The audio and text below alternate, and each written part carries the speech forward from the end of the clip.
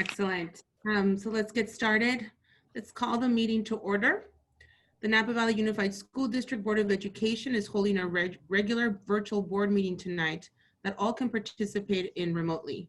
You can join via Zoom. Specific directions on how to participate are located on the Board of Education page on the district's website at nvusd.org/board. The open session part of the meeting agenda begins at 7 p.m. Moving on to item B, public comment on closed session items. Before going into closed session, the board is available for public comment on closed session agenda items. Is there any public comment on closed session items? There are no public comments at this time, Vice President Gonzalez-Mares. Thank you, Mr. Ruiz. Seeing that there are none, the Napa Valley Unified School District will now adjourn into closed session. See you all at 7. Thank you. Well, good evening, everyone. We're reconvening to open session. My name is Elba Gonzalez-Mares, and this is the Napa Valley Unified School District Board of Education. The Napa Valley Unified School District Board of Education is holding a regular virtual board meeting tonight that all can participate in remotely. You can join via Zoom. Buenas noches, mi nombre es Elba González-Mares y somos el Consejo Escolar del Distrito Escolar del Valle de Napa, NVUSD por sus siglas en inglés. La Junta Regular del Consejo Escolar del NVUSD es de manera virtual, así pueda participar remotamente. Se puede unir vía Zoom. Interpretation in Spanish is available for tonight's virtual board meeting. To access interpretation from a computer, click on the interpretation icon on the bottom of your screen from within the Zoom application. On a mobile device, click on the More button on the bottom of your screen and choose Language Interpretation from within the Zoom application. This is a separate channel that will allow you to hear English to Spanish translation concurrently. Please note, interpretation services are not available when you join our meeting by calling in. Our interpreters for tonight's meetings are Julie Young and Francisco Mesa. Julie, please translate these directions on our English channel so our Spanish-speaking families can hear the instructions.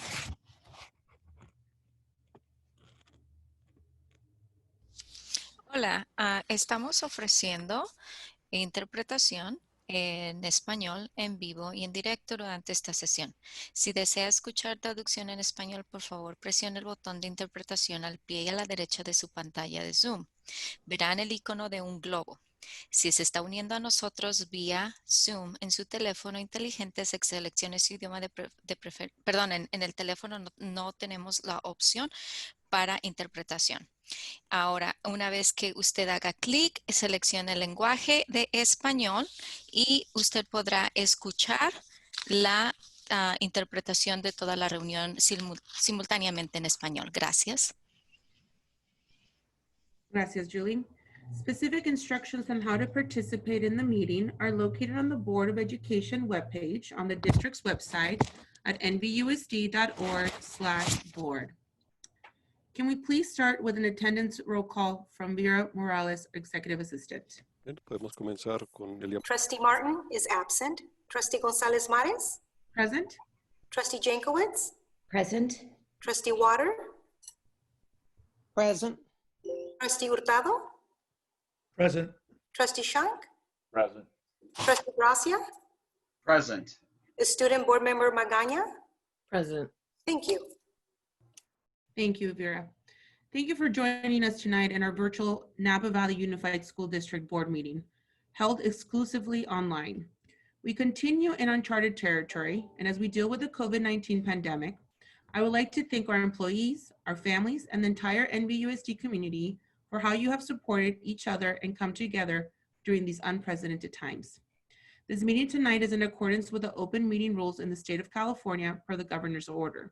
I'm going to start tonight with some basic instructions on how we are going to be using Zoom and involve the members of the community. All Board of Trustees and the superintendent are on video throughout the entire board meeting. Staff members are present, but by audio only. Members of the community will not be on video and will be muted except during public comment. During public comment, any member of the community that wishes to speak must raise their hand using the raise hand feature in Zoom. You will be unmuted and will be provided 3 minutes to speak. There are two ways to make public comment within the time allotted for public comment on an eligible agenda item. The comment by video conference. Click the raise your hand button to request to speak when public comment is being taken on the eligible agenda item. When it is your turn to speak, your name will be called out. You will then be unmuted during your turn and allowed to make public comments. After the allotted time, you will be remuted. Instructions on how to raise your hand are available on the district's website at nvusd.org/board. To comment by phone, you will be prompted to raise your hand by pressing *9 to request to speak when public comment is being taken on the eligible agenda item. When it is your turn to speak, the last 4 digits of your phone number will be called out. You will then be unmuted during your turn and allowed to make public comment. After the allotted time, you will then be remuted. Instructions on how to raise your hand by phone are available on the district's website at nvusd.org/board. In addition, community members are allowed to submit comments via email at publiccomment@nvusd.org up until 8 a.m. this morning. Public comment received after 8 a.m. the day of the scheduled meeting will not be read into the record. However, the public comment will be announced as received after the deadline, and it will become part of the meeting archive as long as it is received before the meeting is officially called to order. For every agenda item, I will prompt the meeting participants who have joined us via Zoom for public comment. Please follow the instructions just provided when you would like to comment on an item.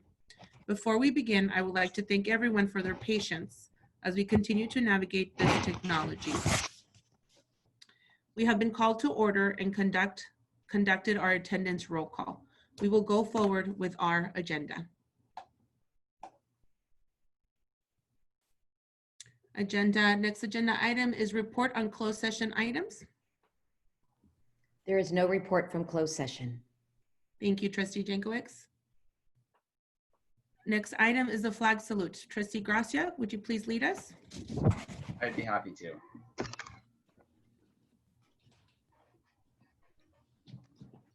If you could please stand and join me in the Pledge of Allegiance. I pledge allegiance to the flag of the United States of America and to the republic for which it stands, one nation, under God, indivisible, with liberty and justice for all.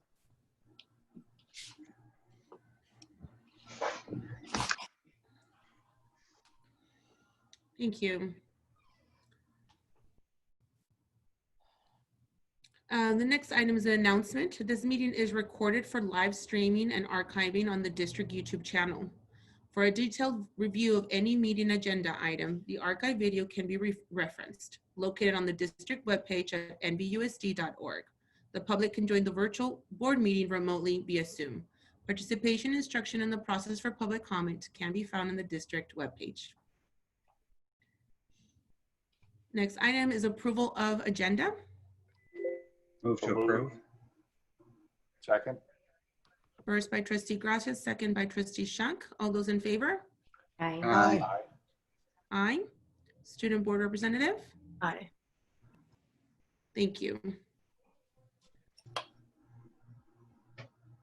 Next item is approval of minutes. This is approval of minutes of the September 10th, 2020 meeting. Move to approve. Second. First by Trustee Gracia, second by Trustee Shank. Board Member Representative? Oh, all those in favor, I'm sorry. Aye. Aye. Student Board Representative? Aye. Aye. Thank you, Ms. Magana. Thank you. Motion passes. Anybody need to abstain? I should ask that. We're all present. Thank you. Next item is recognition of visitors of employee organizations. Dr. Massetti, Mr. Ruiz, do we have any representatives today? We do. Mr. Ruiz, can you please unmute? I see Ms. Gail Young, President of NVEA. Hello all, this is Gail Young with Napa Valley Educators Association, representing teachers, counselors, and nurses.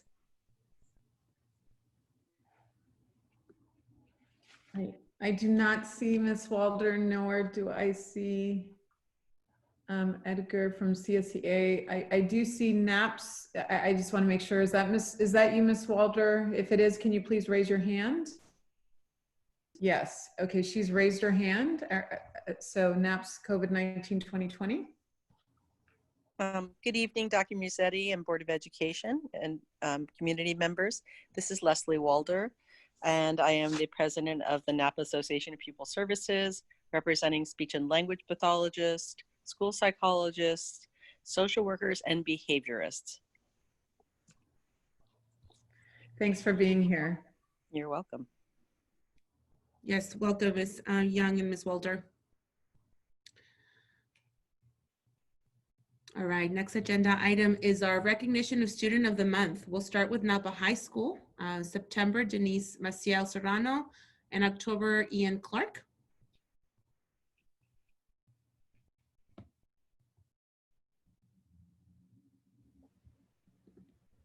Good evening, Napa Valley Unified School District Board of Trustees, Vice President Gonzalez Mares, Superintendent Dr. Rossana Musetti, members of the Board of Education, and the larger Napa community. Thank you to the NVUSD Board of Trustees for the opportunity tonight to honor 2 Napa High School students. It is some of the most challenging of times.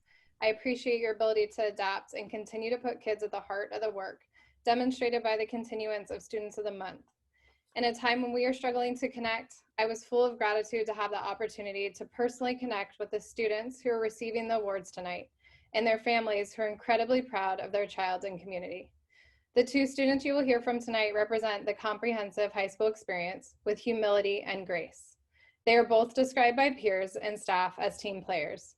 They find success in the classroom and beyond the classroom walls through activities, arts, and athletics.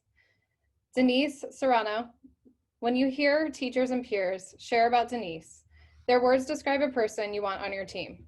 Her teachers describe her as caring, helpful, and hardworking. Coach Johnson and Pippert said Denisse has been an amazing role model in the dance department. She has worked her way from Jazz 1 to Jazz 2 to Jazz 3. She always comes to class with a smile on her face, ready to support, encourage, and cheer on her classmates. She always gives 110% in her class every day. And because of her dedication, she has grown as a dancer and a leader in the department. She is kind, hardworking, and someone who both her teacher and classmates can count on. Beyond dance, her hard work is demonstrated in her commitment to consistently taking 7 classes every year for 4 years. Denisse embodies finishing strong. Furthermore, she is described as a great communicator, and in getting to know her through this process, it is clear. Her smile is contagious. It is an honor to introduce you to Denisse Serrano, NVUSD Board Student of the Month for September. Ms. Reddy, Dr. Musetti, so Denisse Serrano, Ian Clark, and Taylor PERATA, they're running an older version of Zoom, so I can't unmute their mic. I can promote them over as panelists temporarily, just to allow them to speak now. Is that okay? Please do that, Mr. Ruiz, yes. And do we have slides for this? Yes, I'm sorry. Let me share that. There she is. And go ahead and promote them over.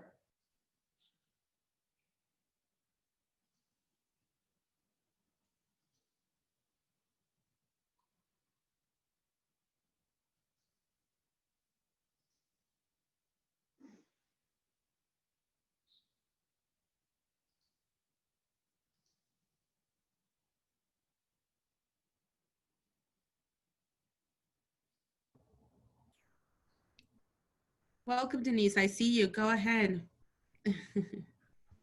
Hello, I am Denisse. First and foremost, I would like to thank everyone for the opportunity to present the student body today. It is an honor. Throughout my life, I have been instilled that education is a stable foundation needed for building a greater worldview and a better future. But in my pursuit of knowledge, even now as a senior at Napa High School, I have encountered struggles with my identity as a person and a student.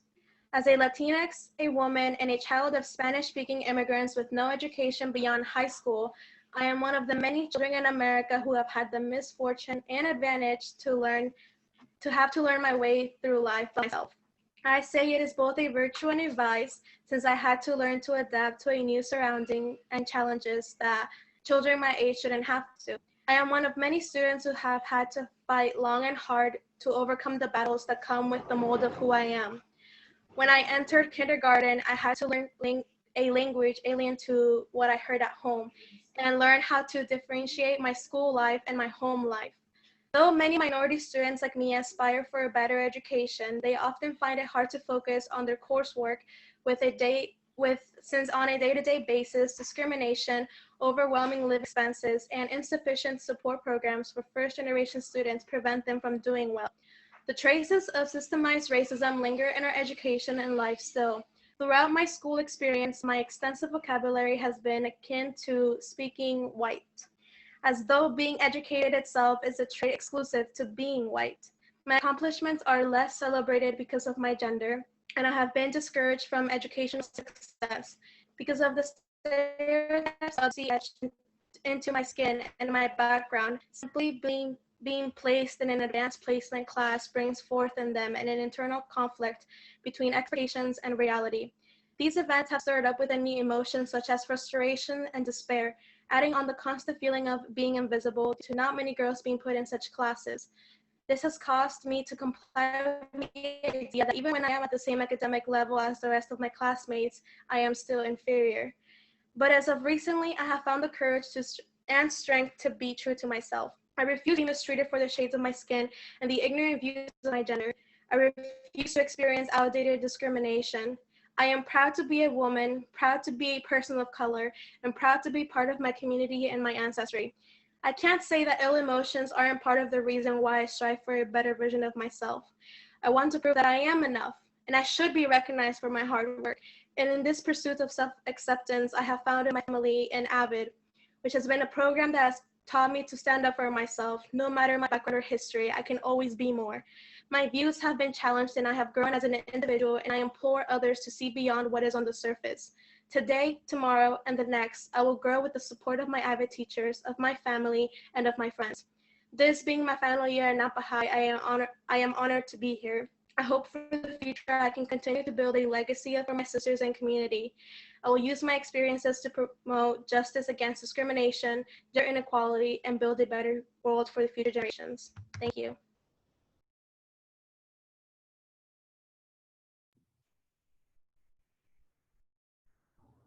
Thank you so much, Ms. Maciel, Serrano Maciel. Appreciate that.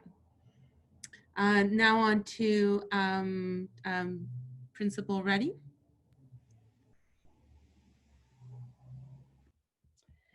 And for our October Student of the Month, we have Ian Clark. It has been a privilege to get to know Ian Clark over the past year through his participation in academics, activities, arts, and athletics. Ian is a unifier and a humble leader. One such instance of his commitment to the team was at the end of the soccer season. His younger brother moved up to varsity and played in Ian's position. When his brother scored his first goal, I watched Ian rise from the bench and embrace his brother with loving and open arms and a huge smile on his face. Ian doesn't seek a title. He seeks inclusion and positive change. In every situation that I have seen Ian, he has been gracious, and I'm grateful for his leadership at Napa High School. Dr. Ian Ainsworth, Napa High School Assistant Principal, adds to this by describing Ian as an amazing role model of what it means to be a Napa High Grizzly. He has an incredible work ethic. He is incredibly kind to others and always seeks out new challenges that force him to grow. With that, I present to you Ian Clark.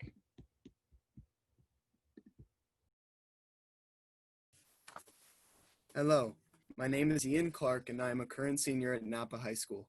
I'd like to start by thanking Dr. Musetti, the Executive Cabinet, and the board for organizing this award and everything they do. I'd like to thank Mrs. Reddy and the Napa High faculty for nominating me and being so supportive of me and my journey. And finally, I'd like to thank my family, my mom, my dad, my brother, my grandpa, and my uncles who are listening in tonight. From the bottom of my heart, thank you all. I'd like to start my speech in the past. I went to Alta Heights Elementary School, where I had the fortune of being taught by a ton of amazing and passionate teachers. Mrs. O'Toole in 2nd grade and 3rd grade, Mr. Decker in 5th grade, and Mrs. Myers in 4th, to name a few. In 4th grade, it was rare to see me without a book in my hands. I just found Harry Potter and Rick Riordan's books and was blazing through them as quickly as I could. One day in class, I was reading after finishing an assignment, and Mrs. Myers called the class back to attention. I was so absorbed in the book, I didn't hear her and continued reading on. She called out my name a couple of times and finally I responded. She said, Ian, and this was just because this was just a regular occurrence at this point. For whatever reason that day, I was feeling a little mischievous, and without even looking up for my book, I went, "One sec, just let me finish the page." She promptly sent me out of the room,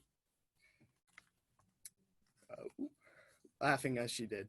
I only bring this up because this was the inciting incident for a writing program that my mom and Miss Myers organized that released my love of writing and opened up my eyes to new possibilities. Through the little novel I wrote, I attended the Napa Valley Book Festival in Yountville, where I got to sit and talk to a bunch of authors. Before this, I had this notion that writing and lots of other things in life were done by superhumans. This or that wasn't something I could do. My experience at the festival liberated my thinking in a sense. I didn't have much of a doubt anymore about what I was doing was wrong. This carried to now, where I can remind myself that the people who founded Apple and who wrote the Iliad are just like me.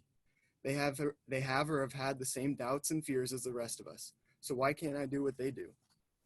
Through a teacher that was willing to do a little extra for a harmlessly mischievous kid, she set a part of my life and who I am today into motion. For middle school, I went to River, where I again had amazing teachers. From them and just the nature of the learning environment, I learned the leadership skills that are so important now for everything I do. The huge emphasis on group projects and working with my peers gave me a crash course and testing ground on how to manage people and still have a fun time. River also facilitated the further development of my love of math and science. They had an amazing variety of projects that allowed me to dive in on my own to many different subjects I found interesting. One project I distinctly remember was when I gave a presentation to the previous superintendent about chlorofluorocarbons and their environmental impacts on the planet as a greenhouse gas. My 8th grade Math 1 teacher, Mr. Johnson, also showed me the beauty inherent within math for the first time, and always calmly and patiently told me why my solution to a problem was wrong, even though I was absolutely, positively, without a doubt sure it was right. Now for the present. Napa High School has been amazing for me. I've met my best friends here and figured out where I want to go and what I want to do with my life. I've been given access to clubs like Bring Change to Mind, which is a national level mental health group. I had access to the resources of the Key Club, which is an outreach program of the Rotary Club here in town. I've also been given the opportunity to experience 2 varsity sports, golf and soccer, where the memories of bus rides back from wins will stay with me forever. I also met some amazing mentors, specifically Mr. Patterson, my 10th grade honors English teacher, and Mr. Chatham, my 11th and 12th grade AP English teacher. Mr. Patterson is just an amazing person and storyteller. To get a sense of his character, everybody in my class called him Atticus Finch from To Kill a Mockingbird because they're exactly the same person, dry humor and all. He further established to me that I had an immense freedom in my life as well as in my writing. I didn't have to stick to formulas or preconceived notions. Mr. Chatham, along with being a great family friend, a coach, and someone who has known me my entire life, is someone I know I can go to for anything I need. I always know he is there to support me and help me succeed. Napa High has also allowed me to challenge and push myself to my limits academically as well, whether through their AP and honors classes or through their close relationship to the college. I was able to learn what my limits are for getting work done, what my preferred learning style is, and the extent of my limits. And finally, for the future. It is of course still up in the air, but depending on where I get into college, I intend to major in biomedical engineering and either double major or major minor with computer science or business. Grad school is also a big option for me, but don't tell my parents I only want a PhD to be called Dr. Ian Clark. When all is said and done, I plan to work on my own research and start a company making medical devices with what I learned, among many other things. My entire journey through the school district has been about practicing and performing little experiments, allowing me to figure out who I really am and what I want to do. This is why education is one of the most important aspects of a person's childhood. The experiments, people, and experiences people get in school becomes this snowball effect that influences the rest of their life. Their most cherished beliefs form during this time from the amalgamation of everybody they run into, everybody they talk to, and everybody they interact with. Their experiences, in effect, become who they are. In this regard, I am immensely grateful to the Napa Valley Unified School District for their philosophies that have trickled down to be the catalysts and facilitators for all the little things that have come up to make me. For that, I owe a lifetime of thanks. And to the audience, thank you so much for listening. Have a good night.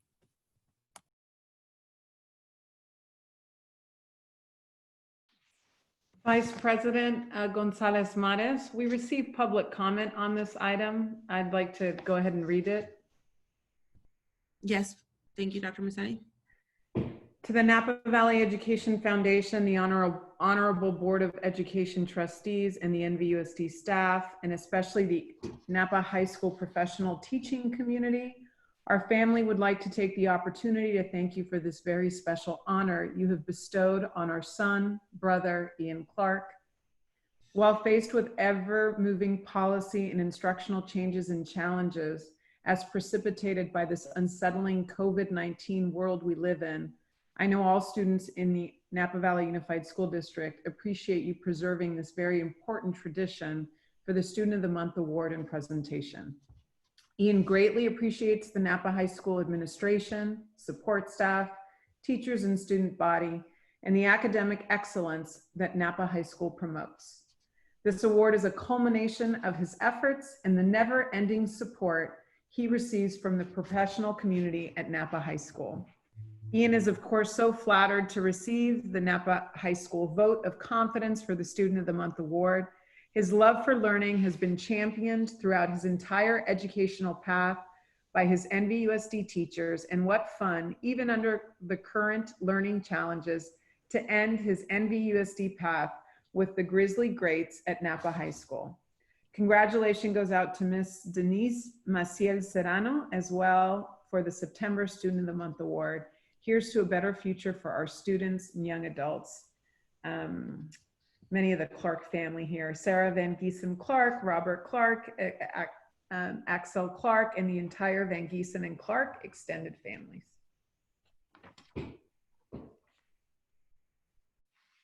Thank you, Dr. Musetti, and once again, congratulations to our Napa High School Students of the Month. Now, if I may ask Principal Susan Miller for New Technology High School. Yes, hi, good evening, NVUSD School Board, Vice President Gonzalez Mares, Dr. Musetti, and the larger community that's here tonight.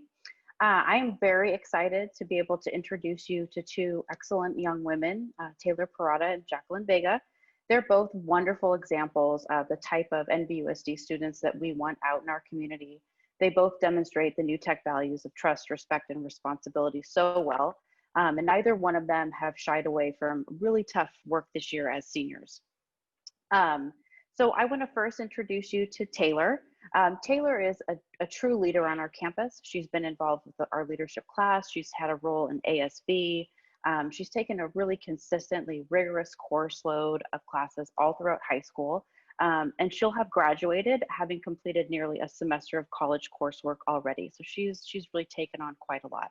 And when I think about Taylor, the thing that really comes to my mind is just her as a leader with her peers and being someone who seeks to connect with others, to work with them, and to always find resolution when necessary. She has a tremendous capacity as a peacemaker, and I'm just so proud of the wonderful young woman she's become. I had the opportunity to see her out working in the community a few weeks ago. And while I'm pretty sure I embarrassed her by being so excited to see her, it was just really great to just see the growth that she's made since her freshman year, and her being out there with just such confidence and poise. So I'm very happy to introduce you to Taylor PERATA. Alrighty, hi there. I would first like to start by thanking the Board of Education, as well as Miss Miller, my teachers, and my parents and my sisters who have helped me along with the along this journey. I've started off 4th through 8th grade really not being so confident and not really doing as well as I could be in school. I often found myself unmotivated. It was nothing wrong with the school itself, it's just nothing was really clicking with me at the time. Although I did find myself in a community, and I still would like to think I was a good person back then, participating in leadership and such, I really didn't feel like myself until I came to New Tech. It's a smaller community, which really helped me out, and I feel like I was really able to ground myself there and become the person and the version of myself that I am today. Doing things like hands-on labs, focusing with technology like the Spiro robots that we did. On honestly, just having all these opportunities that I had at this school, such as college classes, internship, the opportunity to work out in the community doing service, even though they were graduation requirements, honestly, I really appreciated having done them. And yeah, we also did projects like mock trial and all these other things that really helped me, I feel, grow as a speaker. When I was younger, I never really imagined that I would feel so confident and like sure of myself presenting and doing all these things. Through COVID, this has been pretty hard, I would say, especially working in like out in the real world right now, dealing with people every day. It is nice to see my peers every now and again, but my school has been so supportive with my work and helping me figure everything out right now. And I just feel confident with everything going on right now. Working with and in leadership has just, it's been amazing. Last year I took on the position of treasurer. And even though plans for big events kind of fell through towards the end of the year, it was still amazing to work alongside the people that were elected into the other positions. I felt like I really learned so much more about organization and working as a team with other people. And if we do decide to go down the ASB route again, I would love to participate and try my hardest to get another position, because it's just something I really find myself passionate about, and I want to be able to connect my peers during such a dark time for a lot of people. It's sad that a lot of people aren't really handling this well, and I try to support my peers going through this.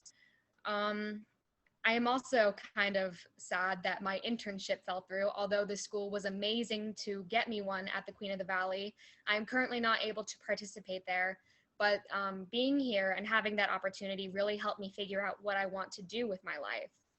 I do want to go into the nursing and medical field, and being at this school and having as many connections and opportunities that I have had have definitely cleared that up for me a decent bit.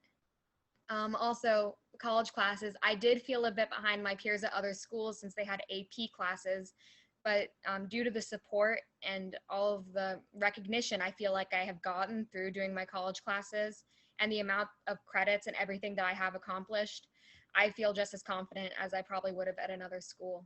So once again, I would like to thank everyone for the resources and the time and the respect that they have given me throughout the years, and for the chance for me to grow and become the person I am today. I sincerely appreciate it so much, and thank you.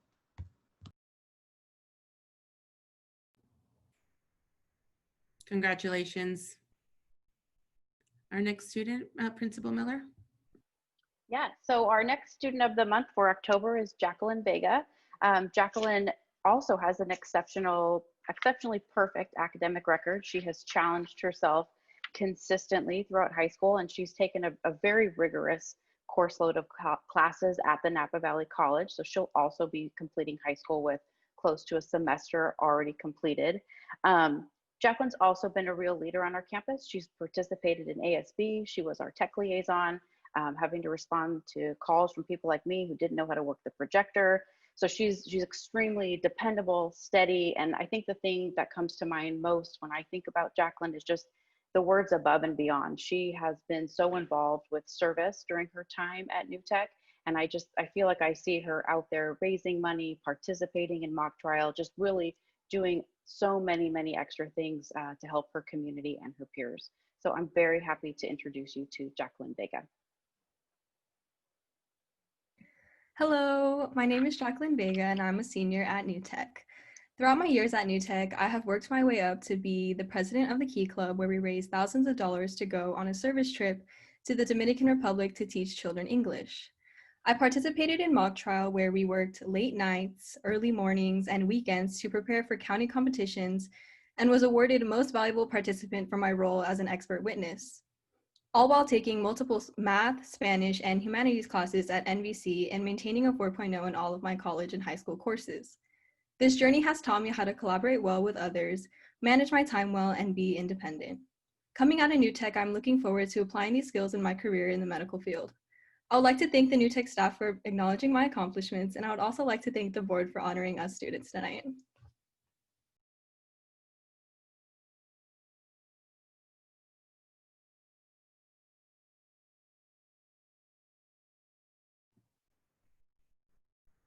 Oh, Jacqueline, I think you accidentally muted yourself. No, I was actually finished. Oh, I'm sorry about that. I feel like it got, maybe it was my on my end, my network got cut off here. And then I saw the mute. Okay. Well, thank you so much to all of our students of the month. And we appreciate you all so much from our staff, our principals, and all your work and hard work in getting through us this start of the year. And of course, a special recognition to our seniors finishing up their, their first semester here as we go through this together. Well, thank you all. Okay, we are now on to our next item of the agenda.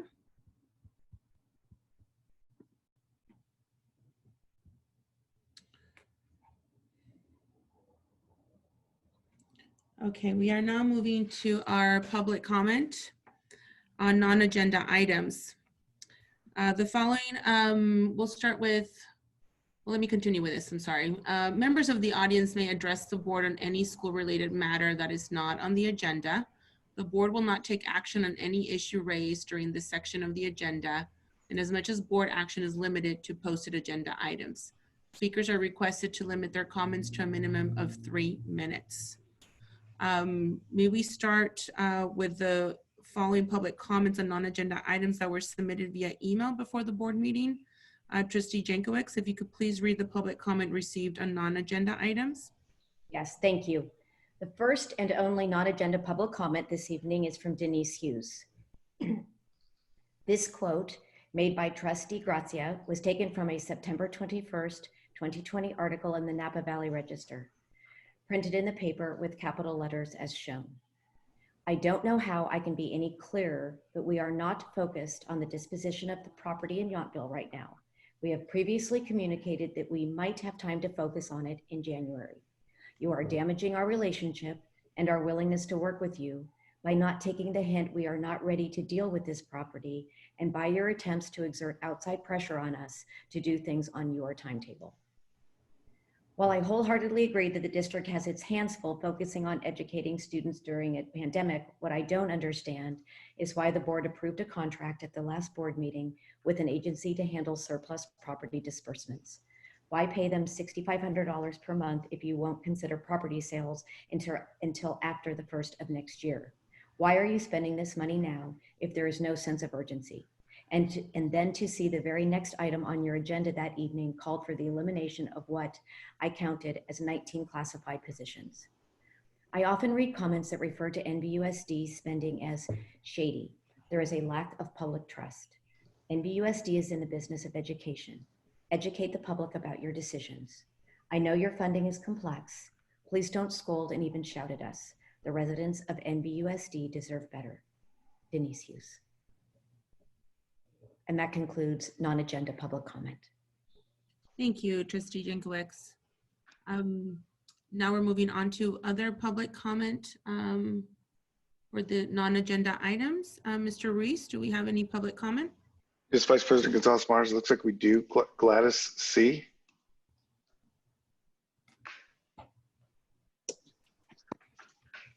Yes, I'm here. Do you have a public comment? Yes. Okay. I am a parent to a child of this district. I am hearing that secondary school, particularly high school teachers, are feeling that they are not being heard with their concerns about having to do online teaching and now with their concerns having to teach in the second phase hybrid teaching.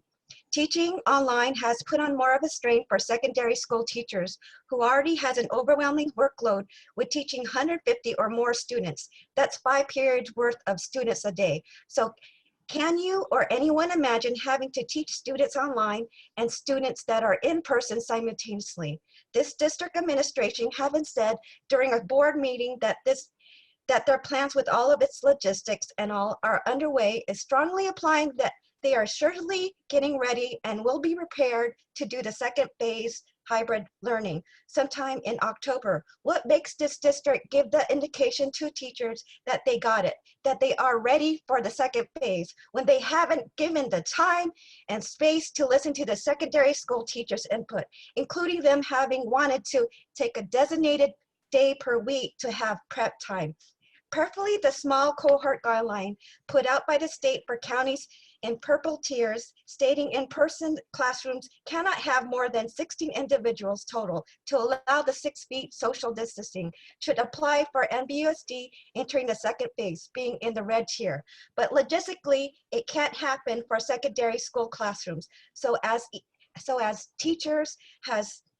So each teacher has 150 students or more a day. Barbara Necco, head of County of Education, had mentioned in August during a Napa County Facebook live streaming about the current shortage of the pool of substitutes that can potentially cover the anticipated teachers that can get sick.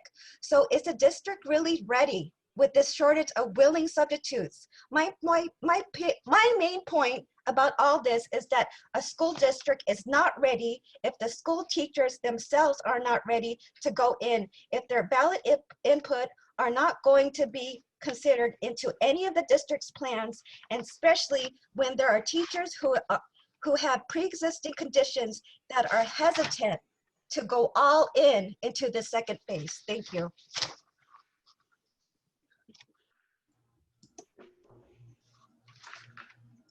Thank you. Any other public comment on non-agenda items?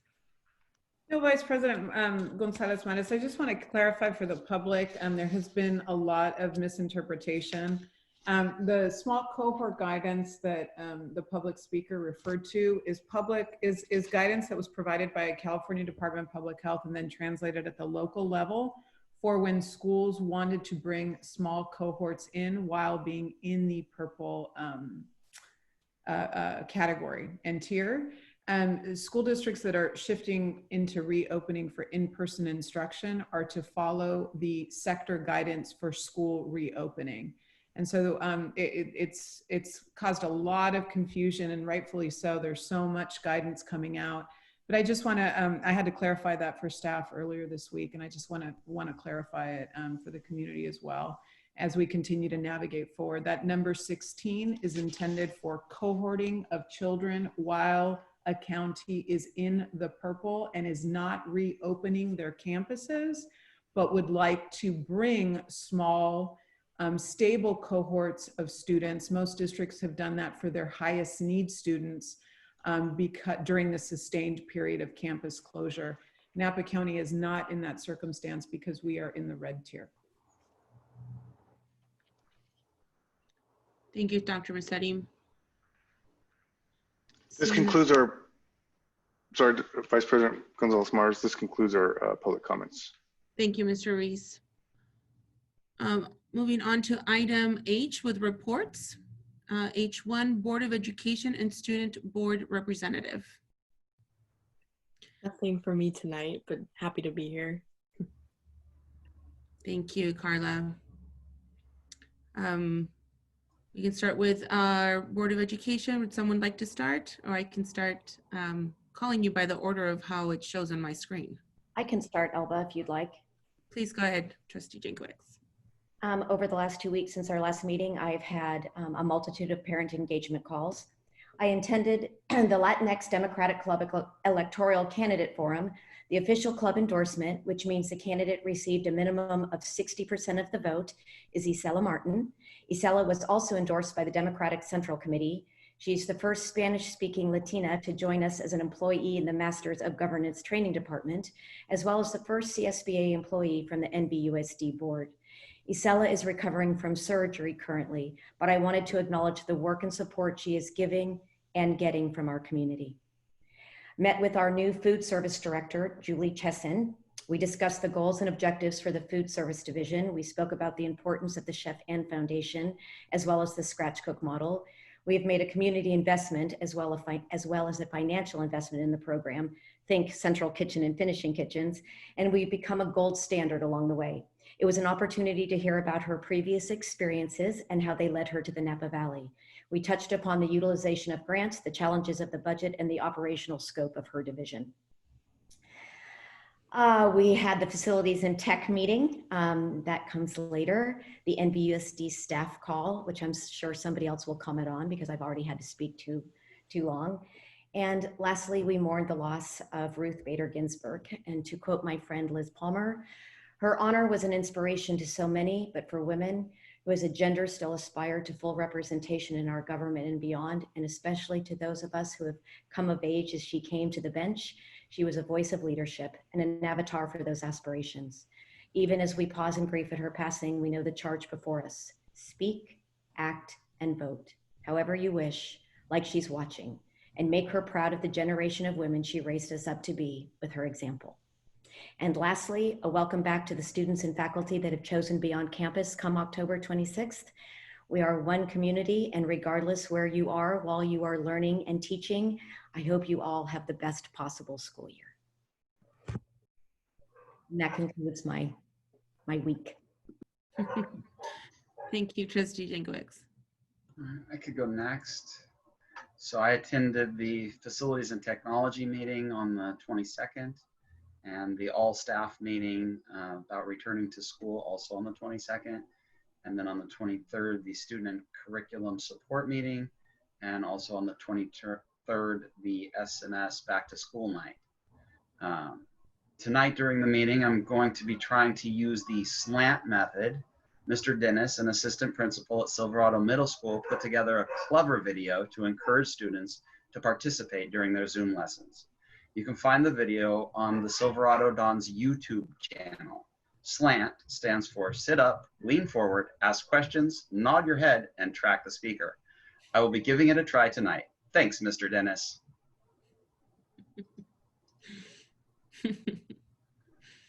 I think we can all learn from Mr. Dennis. Thank you, Trustee Gracia. You're muted, Cindy. Okay, I can go next. Busy 2 weeks. I've attended many Zoom candidates forums. Also, I've in assorted community meetings. This week I visited Napa High School, and one of my old colleagues, Rick Underwood, an English teacher, and watched him run his class via Zoom. And it's always a pleasure seeing an experienced, skilled teacher at work. And I would like to say that his first period class, all seniors, that was 100% attendance. Very good. I attended last week the Students' Climate Change Committee meeting. And yesterday, we'll be talking about it later on, but we were all at the Curriculum and Student Support Committee. And let's see, and I have begun our assigned reading, How to Be an Anti-Racist, the book that was dropped off on my porch. So, and I also would like to welcome, we've got a lot of people signed in watching, including a former student of mine, Mr. Versalini, who's teaching at Redwood Middle School now.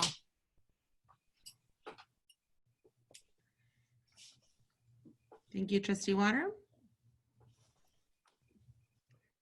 I'll go. My report would consist of several of the things from several of the other trustees, so I won't belabor the point and pass the baton to Jose. I attended the all-staff meeting, and as some of you know, my older son, Joshua, is a high school math teacher in Dallas, the Richardson Independent School District. And he and I have been comparing notes about how their all distance learning went, and now they are also about to start a hybrid teaching process. And we've been discussing what we're doing here with comparing them to what's going on in Dallas. So it's been interesting to see that different regions of the country are approaching opening schools in different ways. That's my report. Thank you, Trustee Hurtado. I will save my report to later on, but I think Trustee Grash is going to chime into my participation in the Curriculum and Student Support Committee. I do want to say that I participated and attended the City of Napa Council meeting when they did the declaration that discrimination and racism a public health crisis. I was really surprised to see Dr. Karen Smith, which was our past county public health officer. And then when she moved on to be California's public health officer, to have her speak on how discrimination and racism falls into a public health crisis. I'll be honest, I hadn't really studied it in that matter before, but when you're looking at the statistics and numbers, issues like institutionalized racism and discrimination really play a role into the health and well-being of a community. And so just really being able to witness that type of acknowledgement in much needed space to call, and it's not so much call out, but call in the issues that we face as a community, and what are the solutions to come about addressing those. And I believe that in many ways our NVUSD board and community began addressing that even, at our last board meeting with our very strong, robust equity policy, and as well as our start of our ethnic studies curriculum. And so it just made me feel that as a community, right, because it's not just an NVUSD policy and approach, but it's a community-wide approach. And seeing that majority of our schools fall into the city of Napa, I do know that that kind of declaration is moving up to other cities and municipalities. So just wanted to say, how our approach to this matter is aligning with what others are doing, and that it really made me feel of a Napa strong feeling to this as we go through a really challenging 2020 year. Okay, so thank you all, and so now we're going to move into board representative reports. Curriculum and Student Support Committee, Trustee Gracia. Yes, we had lots to discuss at this meeting, as we hadn't met in a couple of months and staff has been hard at work. The first topic of discussion was the implementation plan for the science curriculum if it is approved as part of tonight's agenda. The textbooks would take some time to arrive, but the training could begin as soon as next month, as there is a digital component that we could immediately gain access to. The digital component was seen as a real benefit to the teachers and students during distance learning. They are still assessing the best time to schedule the necessary training. We also received an update on the math task force. The results of the study by our outside consultant are in, and while we have some nice alignment in areas focused on connections to the real world, we lack a coherent curriculum that is consistent from K-12. This is particularly true at the secondary level, as K-5 curriculum is in pretty good shape. It was suggested that we focus on improving the curriculum and standardizing the teaching of similar classes across the district at various locations. It was also recommended that we create goals and best practices around student achievement and instruction. This work is ongoing, and a future presentation to the entire board will likely be happening in October. We had a health course recommendation update from a task force that has been in operation for many years now. The update was that they are still exploring the logistics of how to facilitate the creation of a semester-long class for health and how that would fit into the 9th grade curriculum. Many concerns were raised around how this would work, as we know that mandating another class would potentially cut into the ability of students to take elective classes that are important to their social emotional well-being. Having this mandate might prevent freshmen from being able to fit a VAPA class into their schedule, like dance band, choir, or theater. It also could impact students' ability to take classes like AVID. There was also a concern about what to do with the other semester once the health class is completed. We discussed the need to make this a real class with academic rigor and not merely going through the motions to satisfy a requirement. A further concern was raised about parents opting their children out of this class as there isn't an AP or honors option, which could hurt their GPA. We got an update on the discipline matrices that were developed by a team of administrators over the summer. There was a discussion of the need to have a robust implementation of the new matrices and to calibrate its use through an assistant principal professional learning community. They would be responsible for discussing cases and making change recommendations to the task force at the end of the year. The final topic was our literacy initiative, which is a response to the additional screen time being experienced by our students. It was the hope that by implementing some of these measures, we might be able to increase students' interest in reading and get them off of their digital technology.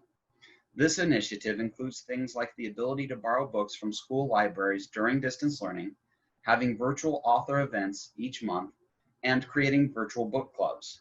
These all sounded like great ways to encourage participation in reading books, which I know Trustee Water was really happy about.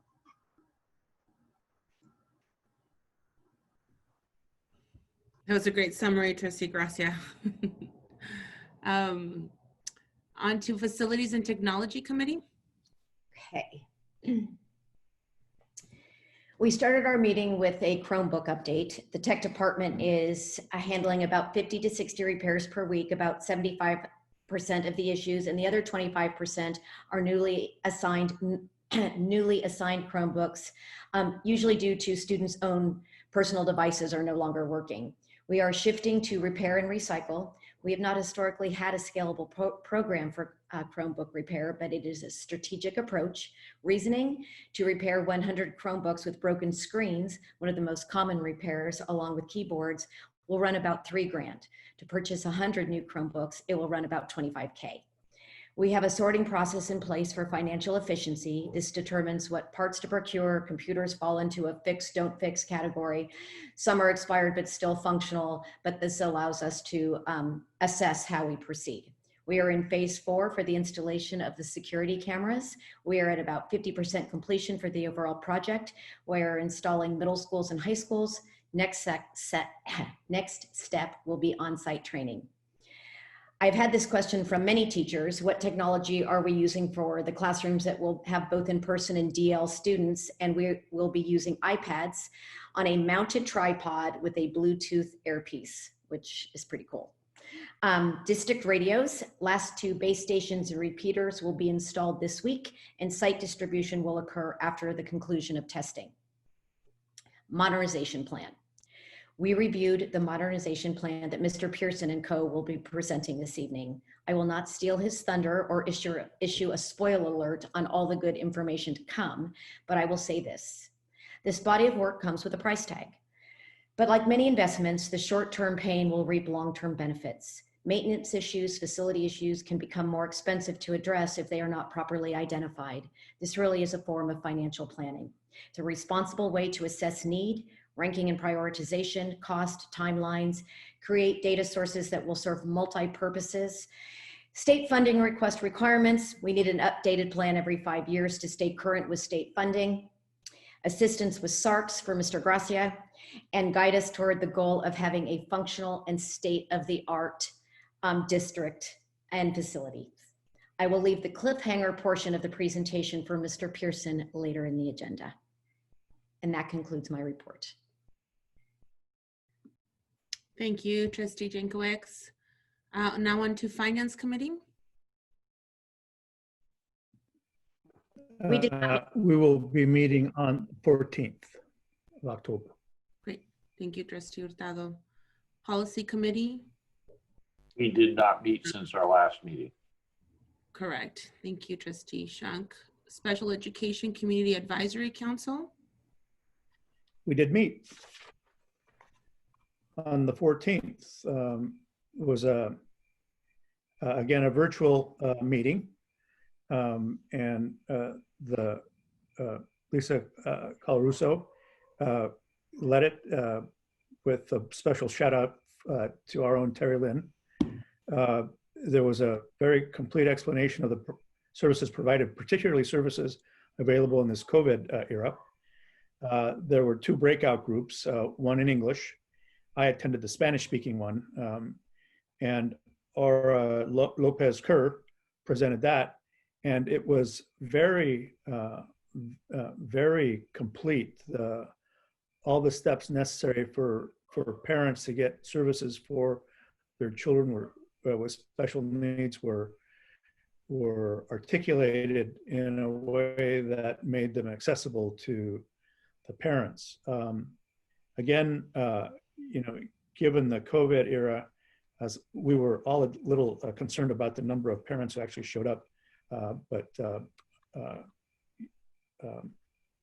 that seems to be an ongoing issue.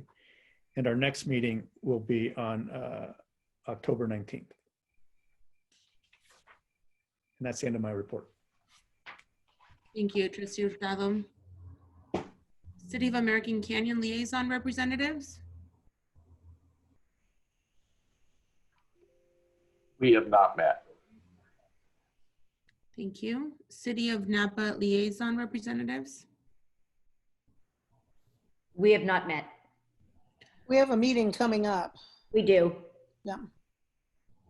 Great, thank you. Now, Town of Yountville Liaison Representatives. We did not. Despite not meeting, we do have a report on this item, and you will hear Trustee Jankowicz and I both publicly responding to the letters received by the district from Mr. Rogers, who is the town manager for the city of Yountville. Trustee Jankowicz, you have the floor. I feel compelled to address the email received from Mr. Steve Rogers, town manager of Yountville, regarding the surplus property issue. Trustee Grassi and I sit on the Town of Yountville Committee with administration and Yountville city officials. We have weathered difficult decisions, but have done so with transparency, intentionality, and collaboration. The board agenda dated September 10th contained a closed session item D4B regarding the Town of Yountville. An unintended violation of the Brown Act occurred. It was a technical error with no ill intent. We, as a board, acknowledge the error and will conduct said business in open session with public participation. Mr. Rogers may not care for our timeline regarding the surplus property decision, but that should not manifest itself in an assumptive and accusatory approach to communication. We have consistently conducted ourselves with professional integrity and have had a cooperative working relationship to date. The tone and tenor of his correspondence was unnecessarily combative. I feel somewhat foolish stating the obvious for Mr. Rogers, but we are a school district trying to operate in the middle of a pandemic. The process of reconfiguring education, disseminating food for our students, supporting our faculty and families in the midst of a global crisis is unprecedented work. It is critical that we prioritize the reopening of our schools and what will best serve our students. I attended many meetings where the mayor and vice mayor extolled the virtue of education, and we too believe in the importance and virtue of education. Hence, why the reopening of our schools takes precedence over the disposition of the Yountville property. Mr. Rogers stated that the resolution of the Yes site is a key concern of the Yountville community, and we understand that to be true. Just as the education of our 17,000 students is of critical importance to NVUSD, neither issue is of dispute. The urgency is. Children reside in Yountville. Many are NVUSD students. We are on the same team. This is not trickery nor hijinks. It is just good people working unbelievably hard to do the right thing on behalf of our students. It is that straightforward. Mr. Rogers, if you are by chance listening now, I hope you will reconsider your approach. It does not benefit anyone. Thank you. Trustee Gracia. Thank you. Yes, I wanted to make my response mostly a recitation of the letters that I wrote back to Mr. Rogers as a result of his communication. So I had to say, Mr. Rogers, you wax poetic about the disposition of surplus property, not realizing that no NVUSD property has yet been declared surplus. Similarly, due to your single-minded focus on nothing but the property in Yountville, you might have missed the fact that we're trying to run a school district during a pandemic, which includes attempting to follow the various rules and regulations as laid down by the federal government, state government, and county health office. These regulations change daily. Perhaps, if you cared at all about what was happening in the district, you would be aware that we are presently trying to plan our move to phase 2 in our reopening plan, and then on to phase 3 shortly thereafter. This is a time of huge change for our district, and we are very focused on getting this implementation right. I don't know how I can be any clearer, but we are not focused on the disposition of the property in Yountville right now. We have previously communicated that we might have time to focus on it in January. It is well understood that you are interested in the property at this point in time. We have communicated our willingness to work with you surrounding it. Your attempts to bully us, however, are making us less willing to work with you. You are damaging our relationship and our willingness to work with you by not taking the hint that we aren't ready to deal with this property, and by your attempts to exert outside pressure on us to do things on your timetable. By way of reminder, as you seem to think that the disposal of this property is a foregone conclusion, we are under zero obligation to dispose of this property. I will repeat this one more time for emphasis. We are under zero obligation to dispose of this property. We very well may find a suitable use for this property, and it may not be disposed of at all. It may well be we decide we can better use it in some manner for a district purpose. In fact, I'm thinking it might make a nice location for M&O to store some tractors or mowers or other large equipment. Your point about the dual zoning nature of the property, but nothing requires that the park portion have a little leach field on it. Perhaps a different type of park might replace it. It might make a nice vineyard, for instance. The point again is that nothing has been decided surrounding this property. It is possible that we may have time to focus on the property disposition prior to January, but we do not know when or if that might be possible.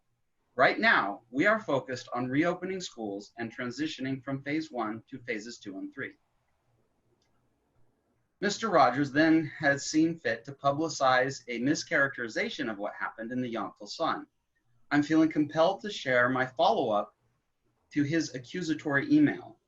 Before I get to that, I believe it is important to make known that he materially leaves out the fact that he sent the initial letter to our state and local representatives in an attempt to rally outside pressure on the district around this matter. His response to my first email questioned the sincerity of my statement and implied that I wasn't telling the truth. He bases this contention entirely on the fact that we hired a third party to provide us with information and options around all our district properties, coupled with his ability to read minds. Here is my response to his second email. Mr. Rogers, I believe it was at the very first meeting that you attended where you brought up a concern of the town that you perceived to be the flawed evaluation done on the property at YES. The town was very concerned about the analysis that was done on the property, and you told us that it was a poor analysis and shouldn't be used. You practically begged us to re-examine the property. On the verge of us re-examining the property, you freak out because you think you have read our minds and know what we are going to ultimately do with the property. Investigating our options is a critical step prior to making any decisions on how we might like to proceed on this property. I am shocked that you would so colossally misread the situation, considering how you never seem to let go of the fact that, in your opinion, we had a poor take on the property previously. Perhaps you don't like having options and regularly decide to proceed with the first course of action that comes to your mind. But I can tell you that at NVUSD, we like being fully aware of all our options before making a decision. Might this firm ultimately help in negotiations of any disposal of the property if it comes to that? They certainly might. But as you read in the board agenda, they are helping us to develop our options. And that concludes our report on Yonkers. Thank you both, Trustee Jankowicz and Trustee Gracia. Now we're on to item H3, Superintendent and Executive Staff.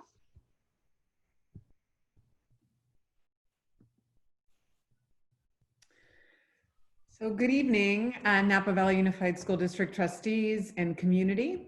Thank you so much for the opportunity tonight to give the superintendent report. As most know, here in Napa County, the topic that is top of mind is the reopening of schools for hybrid in-person instruction, for which we now have a target date, Monday, October 26th, which has been set as a county-wide decision. Earlier this week, we held an all-employee staff meeting in anticipation of this county-wide announcement that was led by Dr. Barbara Nemko and the Napa County Office of Education. We want to thank all of the nearly 900 employees who attended, and also thank you to the trustees who were able to tune in. We've been working for months preparing for this transition to phase 2, especially since the public health statistics in the county have been trending in a better direction at a faster rate than in other neighboring counties. I know there's a great deal of varying opinions on the issue of whether campuses should open or not for in-person instruction, but it is our job as district leaders to follow the guidance of the public health experts and the framework provided by the state of California to inform our decision-making as we continue to create a path forward for educating our students in the COVID-19 pandemic environment. A cornerstone of safety will be the ability to test our employees. We've made tremendous progress in the last couple of weeks in articulating an employee testing plan with the support of Napa County Public Health, and we are still working through that implementation, but remain hopeful and committed to being able to execute an effective plan. Our current task is also to create access to our American Canyon employees. This is really important to us because we do not want them to have to travel to Napa for their testing. And so we're currently in conversations with Napa County Public Health in order to try and make this a reality. We are advocating strongly for a testing site in American Canyon to create the convenient access to our staff who work at the American Canyon schools. Next week, we will hold a community town hall for parents, and it was originally scheduled for Tuesday, September 29th. And that communication went out yesterday, but today parents received a revised notification.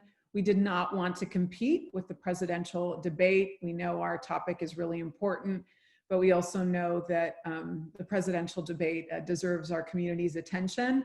And so thank you to those who brought it to our attention, and we have now rescheduled for Thursday, October 1st. In the next few weeks will be filled with lots of hard work on behalf of both district and site administrators to ensure our schools are ready to receive the 50% of our NVUSD students for phase 2 in-person hybrid model. Just to note, with our learning options form, we have learned that 50% of our students will be returning for the in-person hybrid phase 2 model. We have a short video tonight to share with all of you this evening. It's the video that we're using as our initial messaging to our NVUSD community, our parent community, about all the hard work that's happening as we approach the October 26th transition date into phase 2. Mr. Ruiz, can you please get the video on full screen?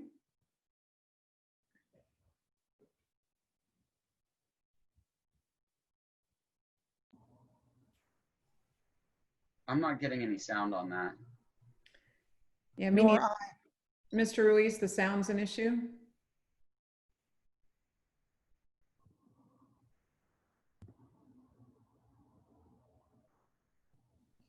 I'm sorry, well, you guys aren't getting any sound?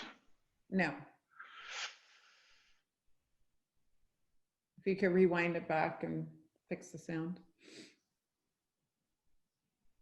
It might be one of your screen share settings that you have to click in order to allow the sound to come through.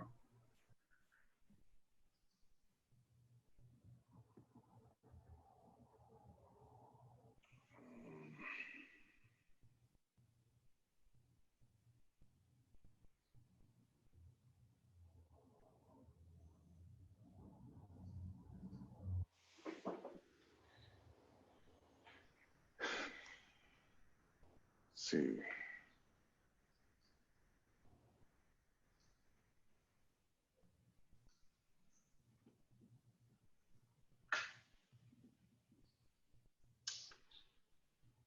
Well, for starters, I like the shirt you were wearing, Dr. Massetti.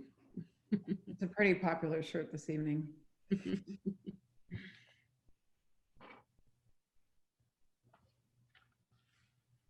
Are we going to be able to put it up, Mr. Ruiz?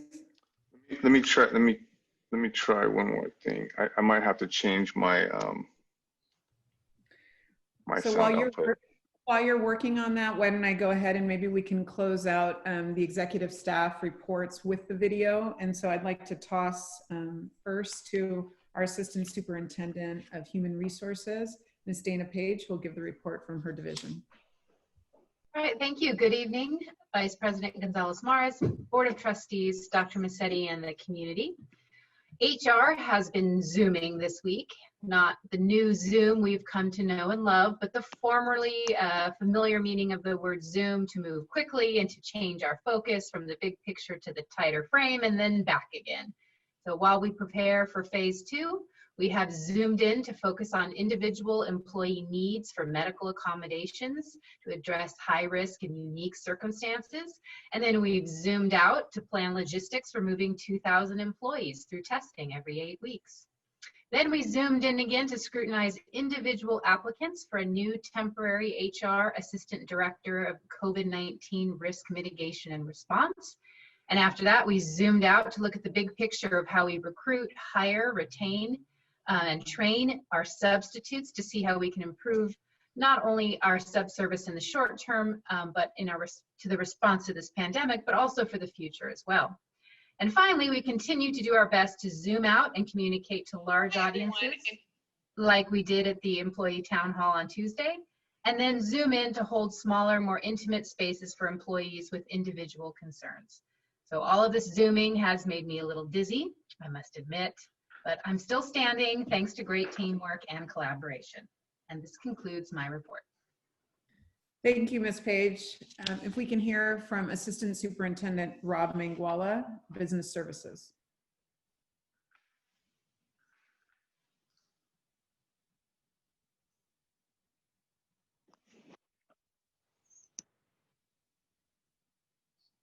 Are you there, Mr. Mangwala?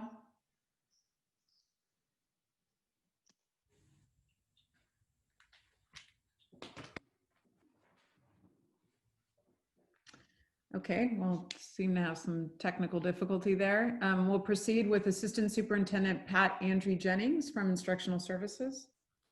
Good evening, everyone. Good evening, Vice President Gonzalez-Mares, trustees, and Dr. Massetti. The Instructional Services Division continues to prepare and implement instructional initiatives prompted by COVID-19, such as distance learning, as well as those initiatives detailed in our strategic plan.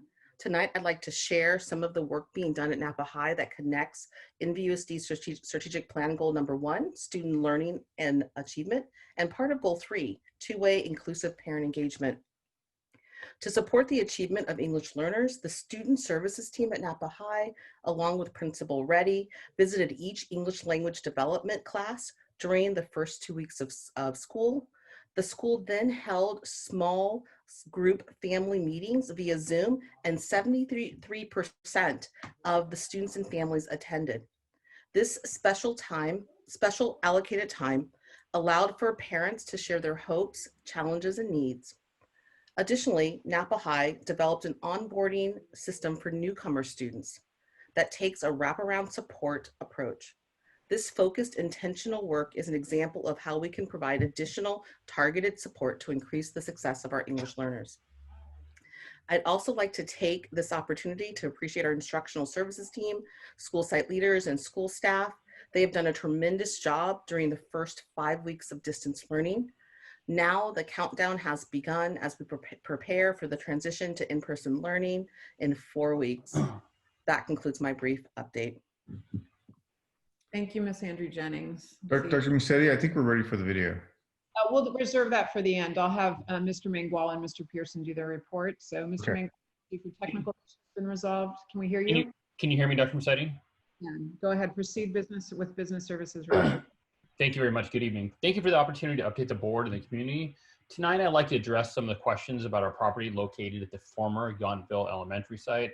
As background, the NVUSD Board of Trustees voted to close Yountville Elementary at the end of the 2019-20 school year, or approximately 2.5 months ago. As part of the school closure process, we obtained an appraisal for all properties that were being considered for school closure. This, of course, includes the former Yountville Elementary site. The city of Yountville has indicated the importance of this property to the district. We understand their interest in their interest in understanding the district's intended use for this property. Unfortunately, the COVID-19 pandemic started in March 2020. Like all school districts, we are focused on the safety and education of our approximately 17,000 students. We have been focused on changing the entire way our schools operate and working towards safely reopening in an entirely new model. Our priorities have not been on our real estate. As a matter of fact, we don't even know if we will declare the property as excess. Once again, I'd like to emphasize that we understand the importance of the site to the town of Yountville. As a matter of fact, even though we're in the middle of a pandemic and don't feel that investing a great deal of time discussing properties are in our best interests, the NVUSD Board of Trustees approved a contract to hire 3D Strategies to engage in interest-based bargaining with both the City of American Canyon and Yountville, both cities that we have property in. It is very important to note that this is not a typical position-based real estate contract, but an agreement that focuses on an interest-based approach that will consider both the district's and the city's interests. I encourage the City of Yountville and any community member to have a concern to read Exhibit A of the contract. The contract clearly outlines that the district intends to take an interest-based approach, meaning the city's consultant and the district will meet to discuss the mutual interests in the property, or properties, I should say, to guide future use should it be declared excess. In a perfect world, our representatives in the City of Yountville will have called us on the phone or sent us an email expressing their concerns about this contract instead of contacting the media. This did not occur. We are hoping that the town of Yountville is willing to take the time to understand the district's interests, especially during a pandemic. We look forward to working with the town of Yountville to discuss the formal Yountville Elementary property, and we're committed to working in good faith and keeping our mutual interests at the forefront in a timeline that works for both of us. Thank you. Thank you, Mr. Manguala. Mr. Ruiz, can you please promote Trustee Jankwitz, who fell off? Currently in the participant list attendee. We need to move her over. All right, Mr. Mike Pearson will report as Assistant Superintendent of Operational Services. Mr. Pearson. Thank you, Vice President Gonzalez-Maras, NVUSD trustees, Dr. Massetti, and NVUSD community. I am actually going to save my comments for my presentation on J1, where I will discuss the modernization program plan proposal. Thank you. Thank you, Mr. Pearson. So we'll close out the superintendent executive staff reports with our video regarding reopening and the transition to phase 2.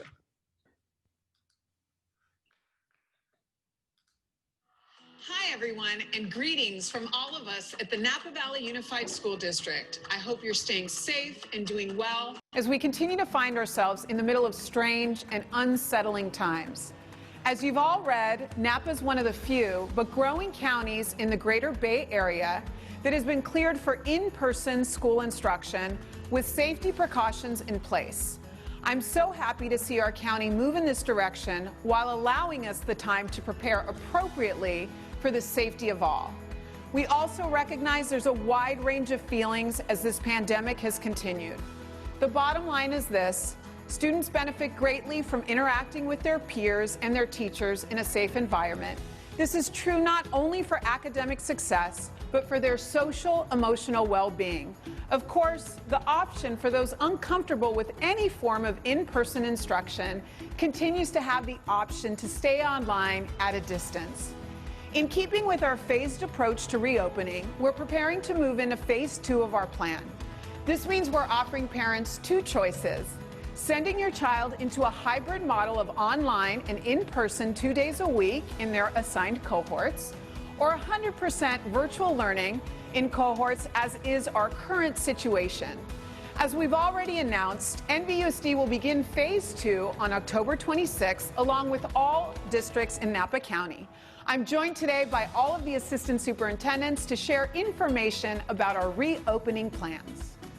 Hi, everyone. As Rosanna has mentioned, we are working hard behind the scenes in partnership with health and safety experts, staff, and union representatives to put together the schedules, protocols, and operational pieces necessary to move into Phase 2.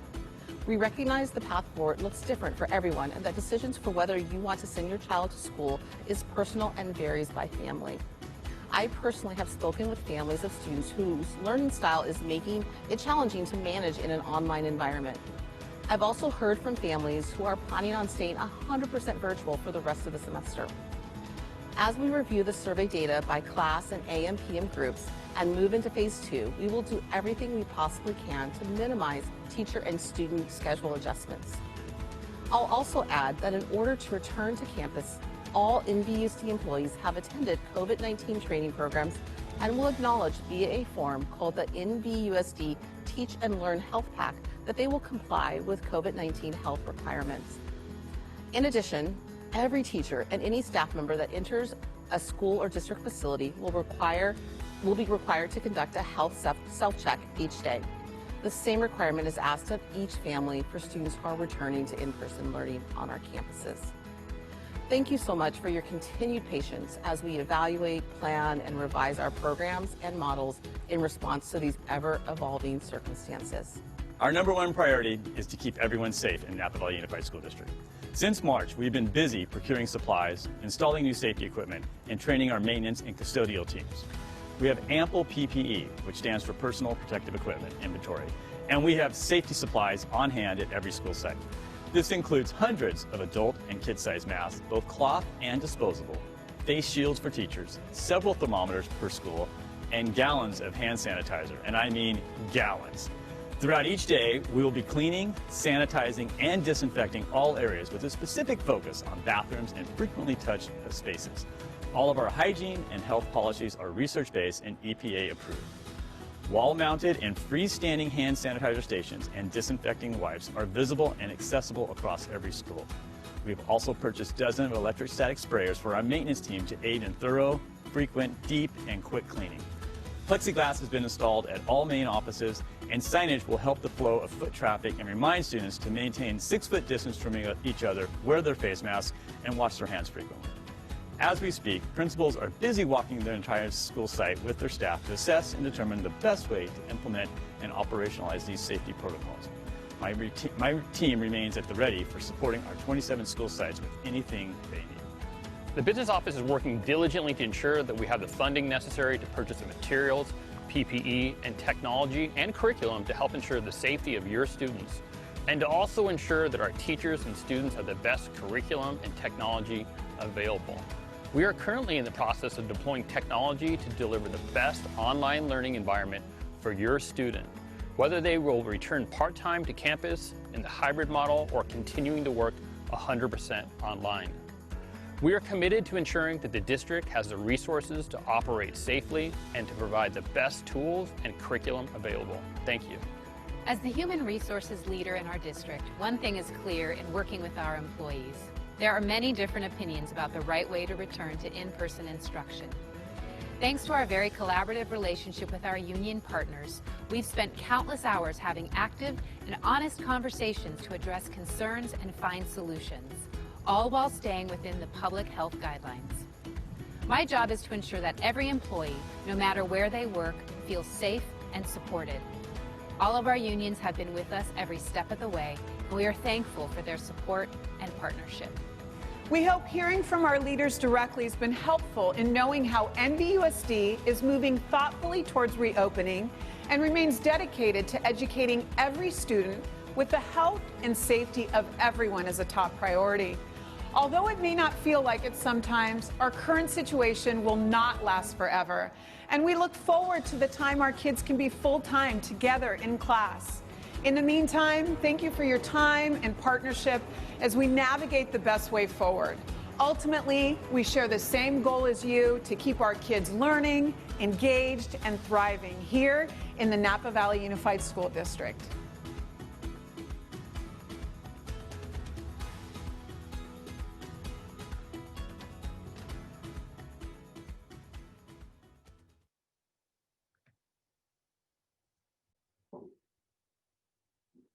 All right, well, that was a little painful with the delay caused in Zoom, but we've tested it. That went out to parents as a video message in our family news e-letter this afternoon, and hopefully the delay didn't exist there for them, but many have replied receptive and thankful and positive about the video, so I'm sure that that technical difficulty wasn't real for them. So thank you, trustees. That concludes our report for this evening. Thank you, Dr. Massetti and Assistant Superintendents. A video without any technical issues these days is just not a video, right? I think it's part of the work of what we're doing here. So thank you all very much. All right, so moving on to the next items of our agenda. We're now on to item I, approval of consent agenda. Background information on these items is provided to the board prior to the meeting. A common motion takes action without discussion on roll call vote unless discussion of items is requested by the board members. So I would ask to pull item I2B and item I4B, and then would otherwise move to approve everything else. Second. A motion by Trustee Gracia, second by Trustee Shank. We need roll call for this? Yes. Trustee Martin is absent. Trustee Gonzalez Mares? Aye. Trustee Jankowicz? Aye. Trustee Water? Aye. Trustee Hurtado? Aye. Trustee Shank? Aye. Trustee Gracia? Aye. Student Board Member Magaña? Aye. Thank you. Thank you. So now going to item 1-2B. Yeah, on this item, I just wanted to get some clarification. I was curious, where are these computers going? Are these computers being purchased to be installed offsite as part of our offsite storage? I can answer that question, Trustee Gracia. And so the purpose of these computers is to allow us to operate our servers in the event of a catastrophic emergency. And so they will be going to the Alameda County Office of Education as essentially what it is. It's the brain that controls the backup server that's there. So instead of just having a backup that exists offsite, what these servers allow us to do is to, in the event of emergency where we're down, like for example, we're down due to a fire and in a horrible situation where let's say the district office were to burn down, we'd have the ability to operate our servers based on the servers that are housed at the Alameda County Office of Education. Thank you for that clarification. And with that, I'll move to approve. Second. The first by Trustee Gracia and a second by Trustee Water. Roll call. Yes. Trustee Martin is absent. Trustee Gonzalez Mares? Aye. Trustee Jankowicz? Aye. Trustee Water? Aye. Trustee Hurtado? Aye. Trustee Shank? Aye. Trustee Gracia? Aye. Student Board Member Magaña? Aye. Thank you. Thank you. Item I4B. So my question here is not so much related specifically to this contract, but more to contracts in general of this type. We seem to have many contracts where we're bringing on interns and student learning options and programs like this. And so I'm just curious, how are we doing with actually capturing student teachers, student psychologists, student social workers, that sort of thing? What do our numbers look like? Ms. Page? So Trustee Gracia, I don't know exactly the percentage of how many, let's say, student teachers we convert every year into employee teachers.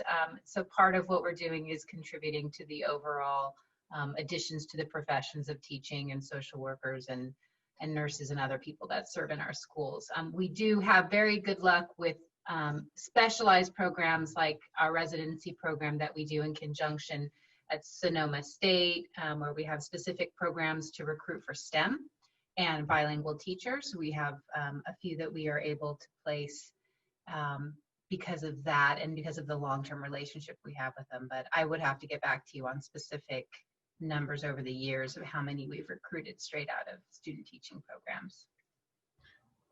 And do you have an idea then of how many we actually have in any given year that we're hosting, so to speak? It really depends. We're not, sometimes these contracts that we're bringing to you, they're for multiple years, so we might not even have any from that particular university that year. But it ranges, you know, between maybe 10 and 20 a year overall. And it just varies. And sometimes there are positions that we don't necessarily hire that year. For many years, we had a lot of multiple subject teachers getting their credentials here, but we weren't necessarily hiring from those programs. All right, thank you for that information. And then I will move to approve. Second. First by Trustee Gracia, second by Trustee Shank. Roll call.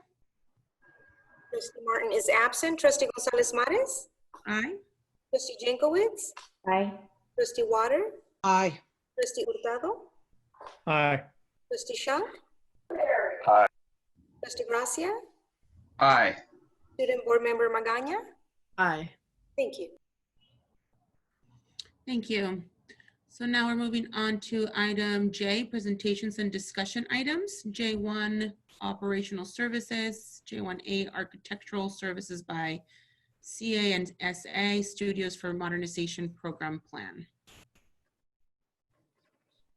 Yes, thank you, Vice President Gonzalez-Mares. I am pleased to be able to share with the Board of Education the Modernization Program Plan proposal. Joining me in this presentation will be our launch oversight program director, Kelly Jorgensen. Sorry, Kelly, I was stumbling on your title there. So yeah, as I said, we're very excited to share this this modernization program plan proposal tonight. Next slide, Kelly. As most of our presentation, most of our objectives are for the Unified School District, we fall into goal 4, which is a tactical, proactive, and efficient asset management. So that's the goal that we will be, strategic goal that we'll be focusing on tonight. Next slide, please, Kelly. So the modernization plan is there's a facility condition assessment as an industry term used at K-12 schools, and if we will get from this plan, we will get data to inform us. This is the baseline for understanding the conditions of our school sites for both maintenance, repair, and future projects. As we all do, and as you all know, we want safe functioning facilities that are also state-of-the-art for all of our students and staff. And this proposal will be touching all of our sites with this assessment, with the exception of our brand new sites. In addition, this is not to be construed with a campaign tool. It is actually the first step in understanding but it is the first step in understanding what is needed for any future capital improvement programs. As a school district, everything we do is public, so understanding the conditions is important to be shared. Kelly, do you have anything to add on that?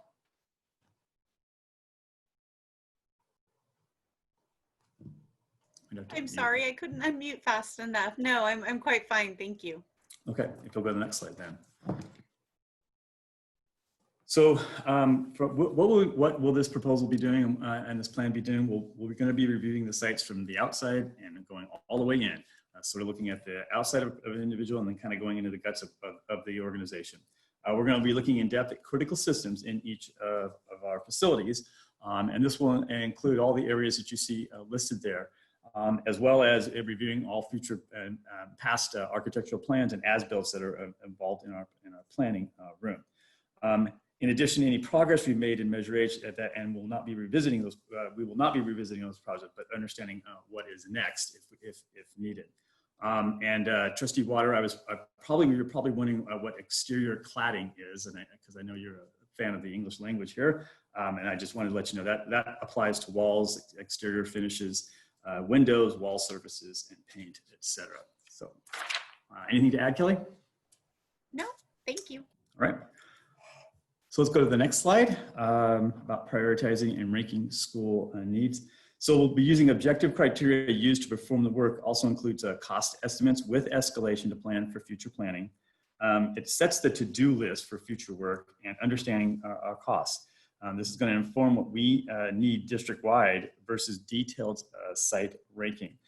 So for instance, in previous facility master plans and modernization program plans, there seems to have been an emphasis put on site needs versus kind of a district-wide needs. So an example of a district-wide need that I anticipate seeing coming out, since we haven't had too much of this replacement happen over the past 20 years, would be an HVAC replacement district-wide. When we decide what to do, the decisions might be just a little bit more complex as well too. As I stated, you know, replacing HVAC system-wide, if that's something that comes out in this plan, will probably be a pretty complex plan to pull off. Anything to add, Kelly?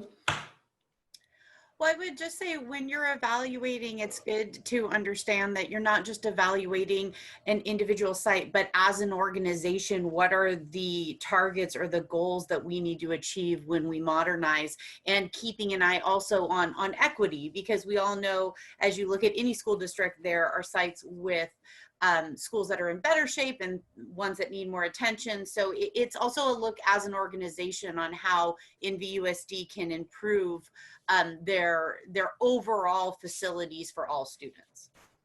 Great, thank you for that point. All right, let's go to the next slide. Conditions of assessment and prioritization need. So as I stated earlier, this is not just for capital planning or potential bond, but also to serve the NVUSD maintenance staff on issues to address as well too. And I think it really is, it can provide that roadmap both for, like I just mentioned, for our maintenance staff, kind of ongoing work, but also any other future capital needs that will be identified. Anything to add, Kelly? Nope. Okay, let's go to the next one. So what are the first steps in the modernization program plan development? Well, a recommendation is coming later in the meeting to approve a contract with Casa Studios. Trent Summers is on the Zoom tonight and is the firm principal. So if we do have questions about the presentation, more specifically, we can ask Trent to join us. Trent most recently, in his company, did a very similar modernization program plan at St. Helena, but he has also worked and done this at many other districts, both in Northern and Southern California.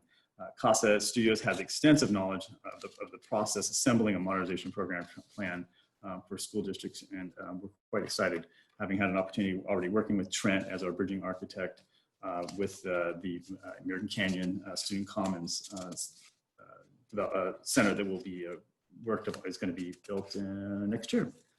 Anything to add, Kelly?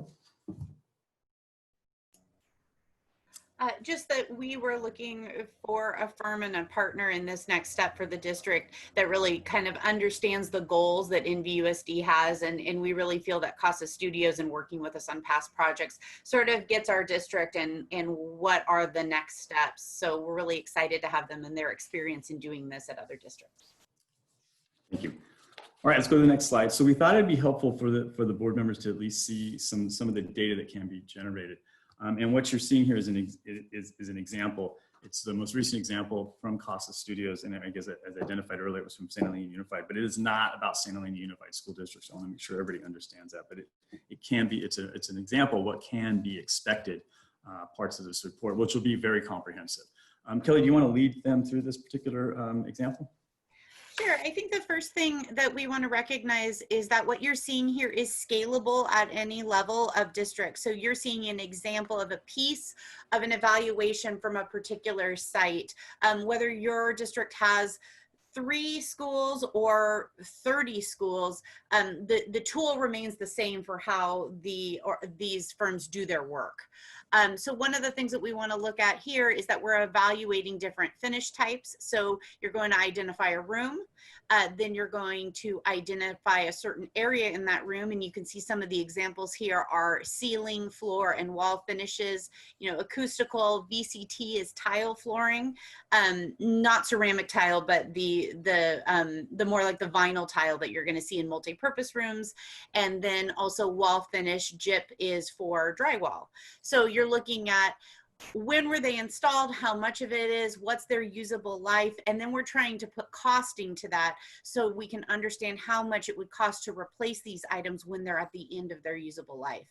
That information is going to cover lots of different conditions in a building and in a particular room, and what it rolls up to in the report that Casa Studios would be giving us is a project plan. So you take those things that need replacement, the things that have been flagged as problematic, and then you roll them into something that looks more like a project. So we've identified the needs, and now we've added cost and we've added scope of work so that we can start to understand where the priorities lie and what is doable cost-wise and how we plan for the future. Okay, thank you, Kelly. Let's go to the next slide then. So in addition to this proposal, we're going to have two other assessments done. One will be around the technology, and a majority of the technology work will be in coordination with our IT staff to continue the work started in Measure H. And then also we'll be doing a portable evaluation as part of this assessment to better inform decisions on how we manage portables moving forward. Again, I'm not picking on Trustee Water, but she has shared her joy of being in D7 for so many years, and I understand that she would probably like us to do something different with that. Yes, I would. If at all possible. Like 20 years ago. You know, Trustee Water, I have to recall, I recall a conversation I had with my son who was in your English class, and he reminded me even back then how bad that portable was. That was a while ago. So, okay, so that's all, again, those two other assessments, these would be other two specific areas for this particular assessment. And I think that brings us to the end. So we're here to answer any questions if you have any. And we can also, if we have specific things, we can pull in Trent Summers to share his information if necessary. Mike, just a quick one. Does this include invasive or destructive testing in this process? I do not believe so, but Kelly, do you want to double check, correct me if I'm wrong on that? No, it depends on the condition. Destructive, no, we wouldn't be tearing holes in roofs or opening up drywall per se. The evaluation would be in depth as far as looking at HVAC equipment and, you know, opening things up and taking a look. And that's sort of the line between what we would identify as destructive testing versus just a full hands-on condition assessment.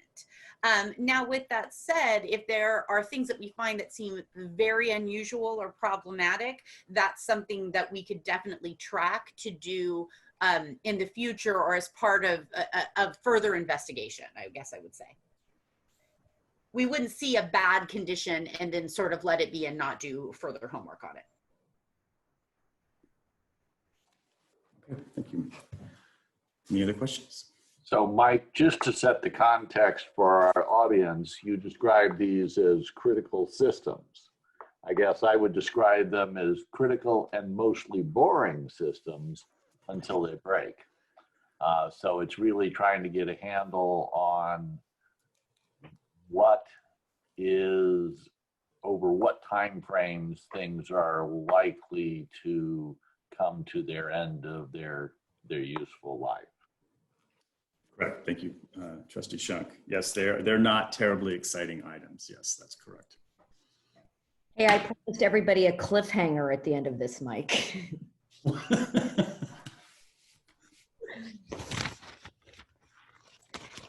Okay, are there any other questions? I just made note of the buzzword these days is equity.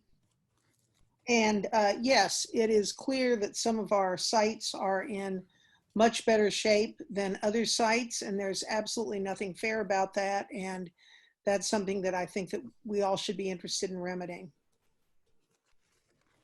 Yep, agreed. Thank you for that.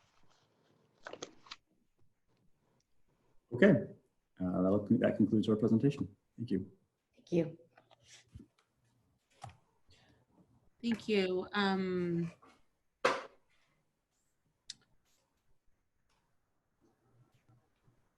Okay, on to item K, action items. Looking at K1A, Brown Act unconditional commitment letter. So moved. Second. Moved by Trustee Gracia, second by Trustee Jankowicz. All those in favor? Aye. Aye. A student board member? Aye. Anybody oppose or abstain? Motion passes. Thank you. Item K1B, approval and adoption of California School Board Association recommended May 2020 policy updates. So moved. Second. Motion by trustee Gracia, second by trustee Shank. All those in favor? Aye. Aye. Aye. Student board representative? Aye. Oppose, abstain? Motion passes. Thank you. K1C, approval and adoption of Exhibit 9270 board bylaws. So moved. Second.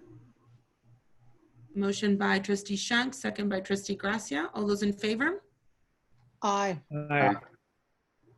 Student board representative? Aye. Any abstentions? Oppose? Motion passes. Thank you. K1D, agreement between NVUSD and Duarte Incorporated. So moved. I just have a comment. I love this. I had the good fortune of speaking with Joe about some of the potential benefits of this this collaboration and this contract, and I think it's going to do really good things. I'm really excited about this. I agree. It's following up on a 20-year interest the board has had in communications in general. So Yeah, we're really, really excited. I've attended their trainings for several years and have had groups of leadership trained by Duarte. They're the best in the business, and we're really looking forward to building up the communication capacity of all of our leaders. I'm really most excited about our principals having access to this so that they improve their communication and public speaking with their parent, constituents, and staff. So thank you for the support. We're really excited. I'm hopeful that this training will be quite impactful and really elevate our communication. So I'm really excited about this as well. Vice President Gonzalez Mares, just a quick reminder around public comment on the item. Thank you. Sorry about that. There was a motion on this item by trustee Gracia, I believe. Second. Second by trustee Hurtado. All those in favor? Aye. Aye. Aye. Aye. Thank you. Student board representative? Aye. Any abstentions? Oppose? Any public comment on this item, Mr. Reese? There are no public comments for this item, Vice President Gonzalez Mares. Thank you. On to K2, business and operations. K2A, memorandum of understanding with Aim High. So moved. Second. First by trustee Gracia, second by trustee Water. All those in favor? Aye. Aye. Aye. Student board representative? Aye. Any abstentions? Oppose? Do we have any public comment on this item? There are no public comments for this item.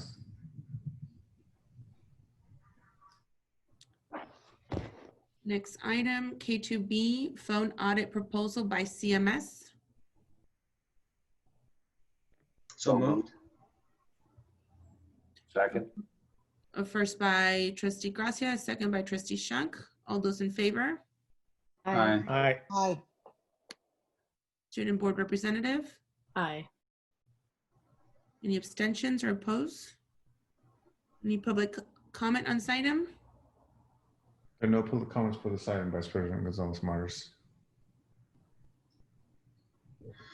Item K2C, mobility router installation by Packet Fusion. So moved. I'll second. First by trustee Gracia, second by trustee Hurtado. All those in favor? Aye. Aye. Aye. Student board representative? Aye. Any abstentions or oppose? Any public comment on this item? There are no public comments for this item, Vice President Gonzalez Mares. Thank you. Item K3, human resources. So moved. Second. First by trustee Gracia, second by trustee Shank. All those in favor? Aye. Aye. Student board representative? Aye. Any abstentions or opposed? Any public item on this item? There are no public comments for this item, Vice President Gonzalez-Morris. Thank you, Mr. Reese. Item K4A, high school basic and supplementary instructional material adoption. Move to approve. I'll second. First by trustee Gracia, second by trustee Hurtado. All those in favor? Aye. Aye. Aye. Student board representative, Aye. any public comment on this item? There are no public comments for this item, Vice President Gonzalez-Morris. Thank you. Just to be clear, no abstentions or posts or anybody posts? Okay, thank you. Item K4B, 2020-2021 Learning Continuity and Attendance Plan. So moved. Second. First by trustee Gracia, second by trustee Hurtado. All those in favor? Aye. Aye. Student board representative, Aye. anybody abstain or oppose? Any public comment on this item? There are no public comments for this item. K4C, California Office of Emergency Services, MOU. I just So have moved.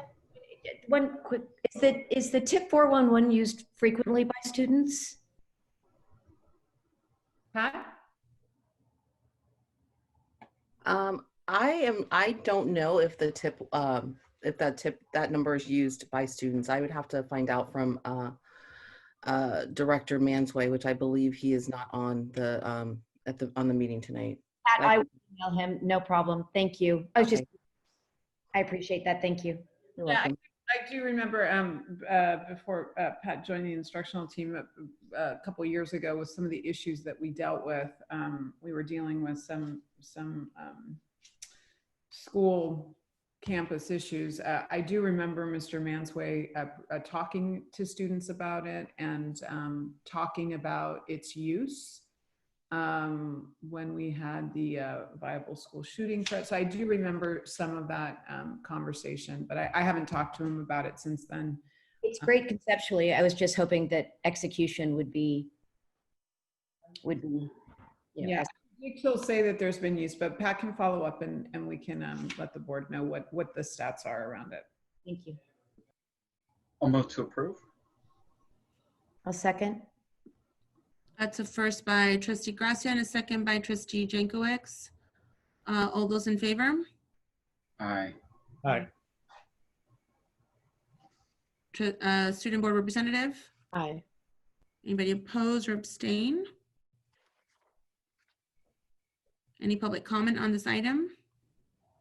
There are no public comments for this item. Okay, thank you. All right, item K4D, contract between Magical Moonshine Theater and Willow Elementary School. So moved. Second. A first by trustee Gracia, a second by trustee Shunk. I'm going to ask for public comment on this item first. There are no public comments for this item. Thank you, Mr. Ruiz. All those in favor? Aye. Student board representative? Aye. Anybody oppose or abstain? Great, motion carries, thank you. Item K4E, contract between Napa Valley Unified and Sylvan Learning Center. So moved. Second. A first by trustee Gracia, second by trustee Shunk. Any public comment on this item? There are no public comments for this item. Thank you, Mr. Reese. All those in favor? Aye. Aye. Thank you, student board representative. Aye. Anybody oppose or abstain? Motion carries, thank you. K4F, high school core science adoption recommendation, adoption and purchase of materials. So moved. Second. A first by trustee Gracia, a second by trustee Shunk. Any public comment on this item? There are no public comments for this item. Thank you, Mr. Reese. All those in favor? Aye. Aye. Aye. Student Board Representative? Aye. Aye. Any opposed or abstentions? No, great, thank you. Motion passes. Item K4G. Am I there? Am I there? Middle school core science adoption. Am I F or G? I kind of lost track of myself here. You're on G. You're good. I'm on G, thank you. I'm just on a roll here. Item K4G, middle school core science adoption, recommendation, adoption, and purchase of materials. So moved. A first by Trustee Gracia, second by, and I think Trustee Shunk, I heard. Any public comment on this item? There are no public comments for this item. All those in favor? Aye. Aye. Student Board Representative? Aye. Any opposition or abstention? Motion carries, thank you. Now on to item K5, school planning and construction. K5A, regarding SPC number 14.1-21, request of architectural services by CA and SA Studios for modernization program plan. So moved. Second. A first by Trustee Gracia, a second by Trustee Shunk. Any public comment on this item? There are no public comments for this item. Thank you, Mr. Reese. All those in favor? Aye. Aye. Student Board Representative? Aye. Any opposition or abstentions? Great, motion carries, thank you. Now enter item L, which is informational. Items under this section do not require board action.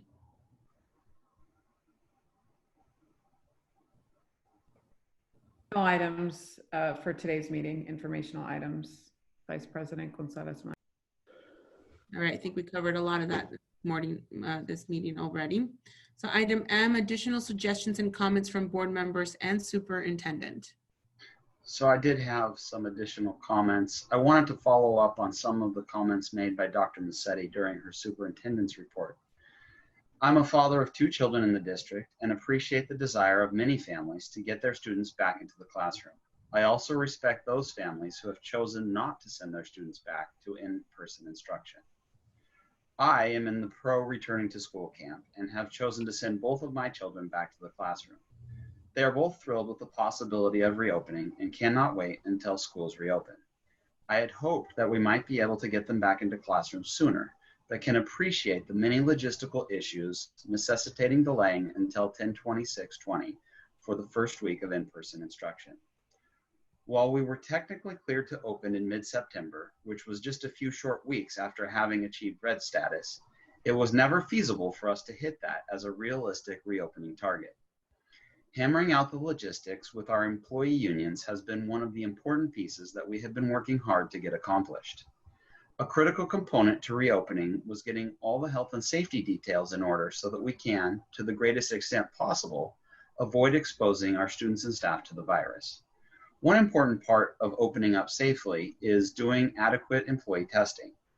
The county had originally indicated that NVUSD was not going to be able to utilize the county's testing site, and that they expected the district, at the cost of millions of dollars, to procure our own testing from a private third party.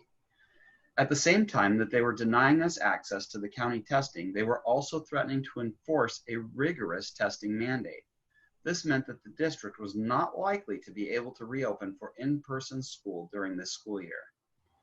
I was frustrated by the unfunded mandate from the county.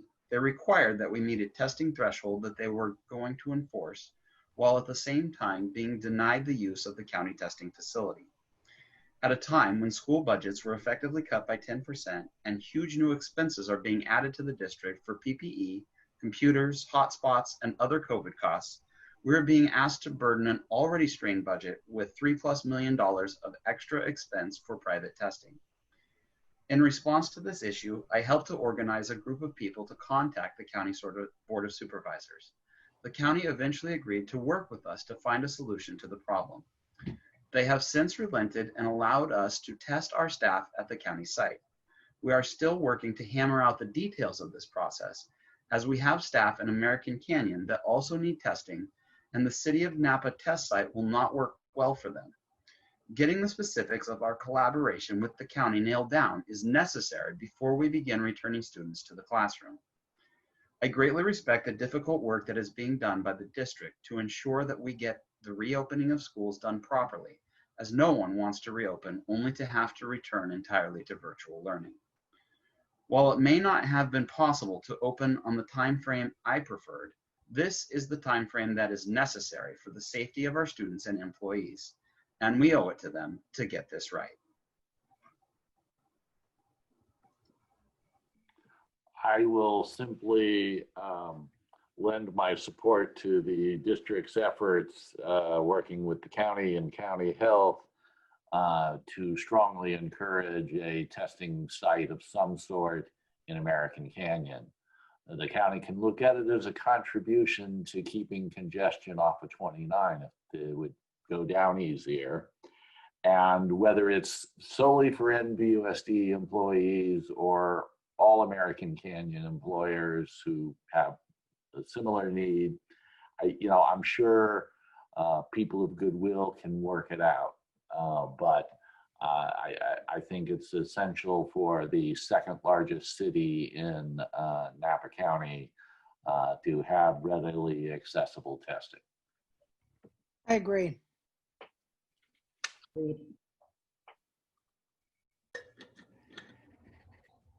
And could I add my comments about today's meeting? With Ms. Water mentioned that she started reading a reading assignment. I would like to encourage the board and anyone else who's reading the book to think of it in terms of our past policymaking practices. And again, I'll go back into history. The no colors contract, which almost criminalized Latino students who liked the colors red or blue, without having the same effect on non-Latino students who wore LA Dodger hats, which should have been a crime all by itself. So we have as we read the first few chapters in the anti-racist book, let's think about policies that we had in place before, that we have in place now, and that we are considering putting in place in the future. We need to make sure that our policies encourage success, our student success and well-being, as opposed to criminalizing what we might believe to be behavior that doesn't meet our norm.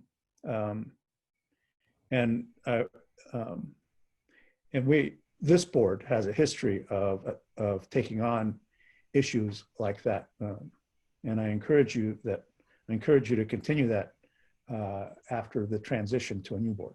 Thank you.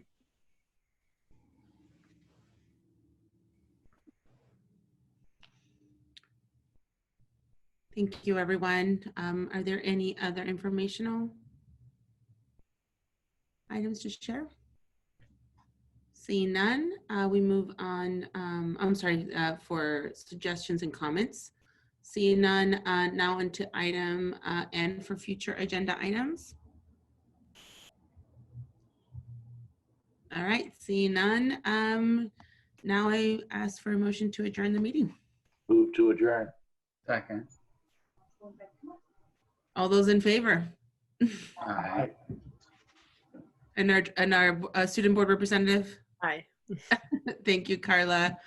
All right, thank you all so much, and have a restful evening. And look at that, we have I feel like 3 hours to spare. We got a student board member, Magana, to bed earlier this time. Yes. Folks, I've been going to a lot of meetings, and they were hitting 9 o'clock and closing down and saying, "Whoa, this is late." You were there, right? This is really late. I was thinking, oh, you people are sissies. And that's Cindy and I had a little inside joke going on, like, really? 9 o'clock? Like, that would be amazing for us. Well, here we are. Here we are. Make it more often. Okay. A lot of hard So work long, to get this Carla. far. Have Thank fun in you school. all. Have a good night. Night.